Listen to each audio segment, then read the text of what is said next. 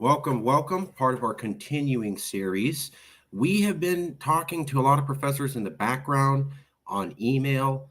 Some of them were very busy. They couldn't come on camera, but they did take time to talk to us. Many times they'd only answer one question, but it was a pivotal question.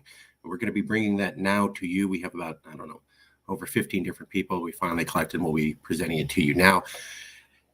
To start it off is an interview with Keith E. Stanovich, Professor Emeritus of Applied Psychology at the University of Toronto.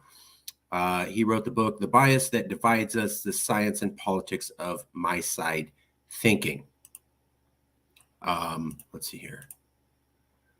And he is a Professor Emeritus of Applied Psychology at the University of Toronto. He is the author of What Intelligence Tests Miss, for which he received the 2010 Graumeyer Award in Education, and co-author of The Rationality Quotient Toward a Test of Rational Thinking from MIT Press in 2012. Stanovich received the E.L. Thorndike Career Achievement Award from the American Psychological Association. He's been a professor in Toronto of Applied Psychology, Center for Cognitive Science. He was the program head of human development and education at the Canadian Research Chair of Applied Cognitive Science. He also taught psychology and education at the University of Oakland and again at Oakland, and he was also an associate professor there. This is the book that he wrote recently that I reached out to him about, The Bias That Divides Us, The Science of Politics of My-Side Thinking, Keith E. Stanovich. Here's roughly what the book is about. We don't live in post-truth society, but rather a my-side society, what science tells us about the bias that poisons our politics.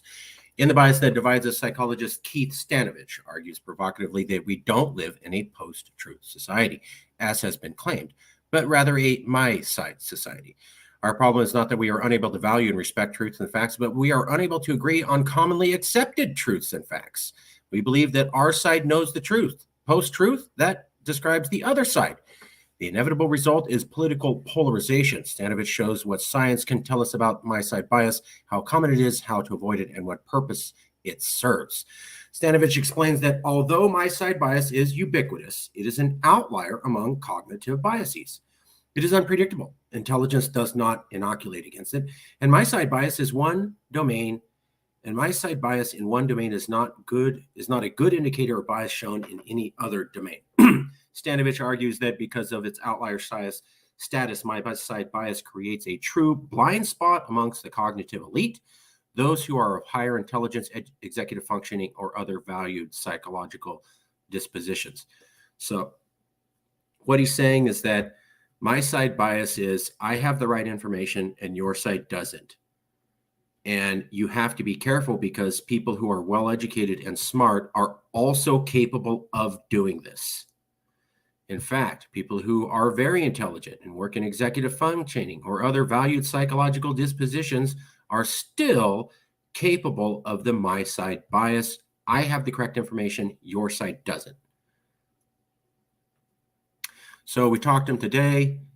I wanted to talk to you about your book. Do you see any reason to believe that the Americans will naturally fix this problem on their own of my-side bias, or that the problem might calm down in the future?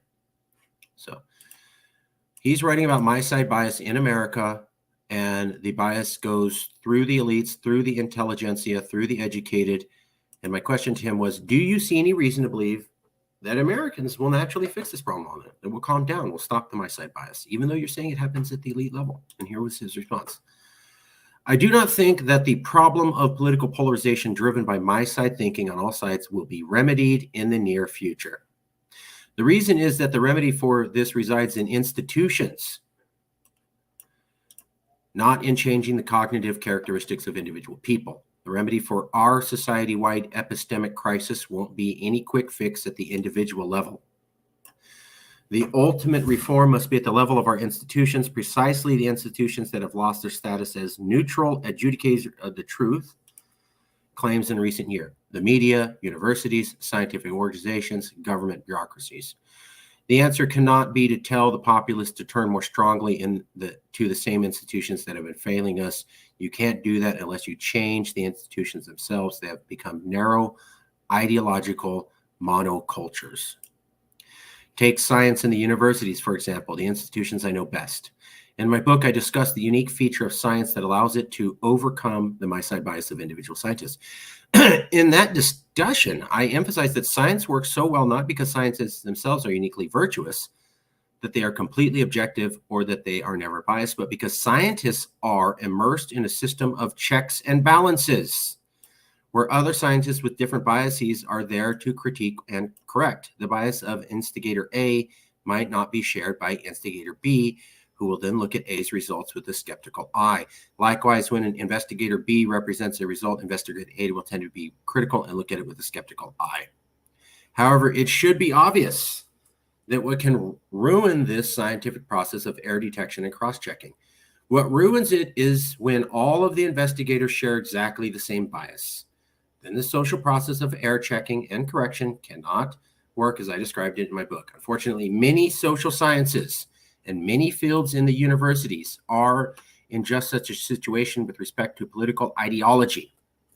The pool of investigators is politically homogeneous, and thus we cannot rest assured that there is enough variability in social science or in the university to cancel out my-side bias in a manner that yields an overall objective conclusions on politically charged topics. With the advent of DEI statements in faculty hiring, there's little hope that the universities will have a more ideological heterodox faculty in the future. Instead, current procedures will ensure that faculties will become more and more ideologically uniform and thus more prone to conclusions freighted with a heavy my-side bias.